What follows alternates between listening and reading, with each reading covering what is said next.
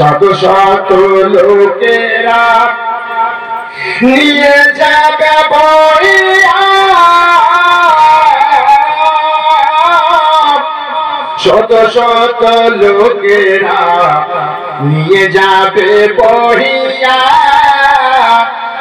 আপন জায়গা স্থানে। মা কাঁদিবে তখন, বোন কাঁদিবে সারাক্ষণ, মা কাঁদিবে তখন, বোন কাঁদিবে সারাক্ষণ। চোখের পানি ফেলে ফেলে আপনকে হবে না, দাঁড়াও একটু মুখটা দেখাও, জোরে বলুন সুবহানাল্লাহ। দাঁড়াও একটু মুখটা দেখাও গো চাচা যান, দাঁড়াও একটু মুখটা দেখাও। জানাজা পড়িয়া কবরেতে রাখিয়া, জানাজায় পড়িয়া কবরেতে রাখিয়া, জানাজায় পড়িয়া কবরেতে রাখিয়া, মোটা মোটা বাঁশের ফালা দেবে চাপাইয়া,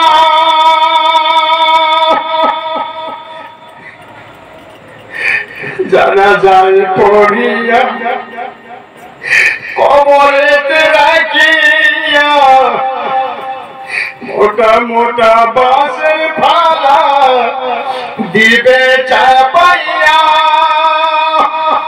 কবর অন্ধকার হবে, সঙ্গে কেউ না যাবে, কবর অন্ধকার হবে, সঙ্গে কেউ না হবে। একটুখানি চিন্তা করো মুমিন গো, একটুখানি আপনি চিন্তা করো। সাদা কাফন পড়াইয়া আতর গোলাপ ছিটাইয়া নিয়ে যাবে ওই অন্ধকার কবরে, সঙ্গে বাবা যাবে না, টাকা পয়সা কাজ দেবে না, সবই কিছু পরে থাকবে দুনিয়ার বাজারে, সঙ্গে থেকে চই ভাই যাবে না। বলুন সুবহানাল্লাহ। উপরেতে মাটি নিচে মাটি, ডানে মাটি বামে মাটি, বিছানার মাটি, ইলেকট্রিক ফ্যান নাই, এসির ব্যবস্থা নাই, ইলেকট্রিক ফ্যান নাই, এসির ব্যবস্থা নাই।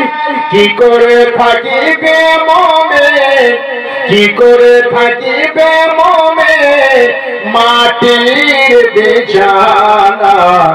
ভেবে দেখুন মুমিন মুসলমান ভাই রে, ভেবে দেখুন মুসলমান ভাই রে। বলুন সুবহানাল্লাহ। আজকে সেই মাটি, সেই কবর, সেই বিছানা। আবুল কাসিম ইমাম হোসেন সেই চারখানি ধরে ইমাম হোসেন রাদিয়াল্লাহু তাআলা আনহু নিয়ে গেলেন কোথায়? জান্নাতুল বাকিয়ায়। কবর দিয়ে দেওয়া হবে, জানাজা শুরু হলো। ইমাম হোসেন রাদিয়াল্লাহু তাআলা আনহু জানাজা নামাজ পড়ালেন। ওগো আমার মা বোনেরা, ওই জানাজা নামাজ আমারও হবে, ওগো আমার ভাইরা আপনাদের হবে। ওই জানাজা পড়ে কবরে নামিয়ে নেওয়া হলো।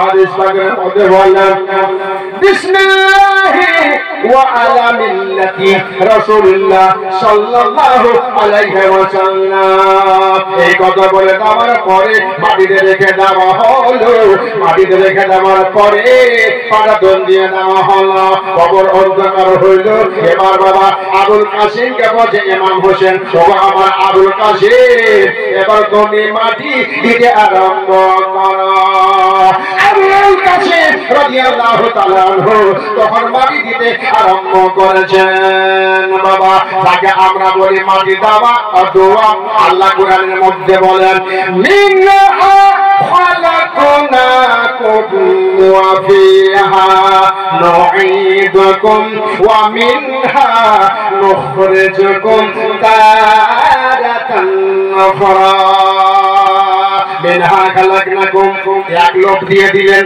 وفيها نعيدكم দ্বিতীয় লোক দিয়ে দিলেন ومنها نخرجكم تارة أخرى তৃতীয় লোক দিয়ে দিলেন দেওয়ার পরে ইমামে হাসান রাদিয়াল্লাহু তাআলা আনহু তিনি কবরে শুয়ে গেলেন পড়ুন ইন্না লিল্লাহি ওয়া ইন্না ইলাইহি রাজিউন মা ইমাম হাসান রাদিয়াল্লাহু তাআলা আনহুর বিবি সাহেবা স্বামী হারা হয়ে গেল আবুল কাসিম বাবা হারা হয়ে গেল ইমাম হোসেন দাদা হারা হয়ে গেলেন আল্লাহুম্মা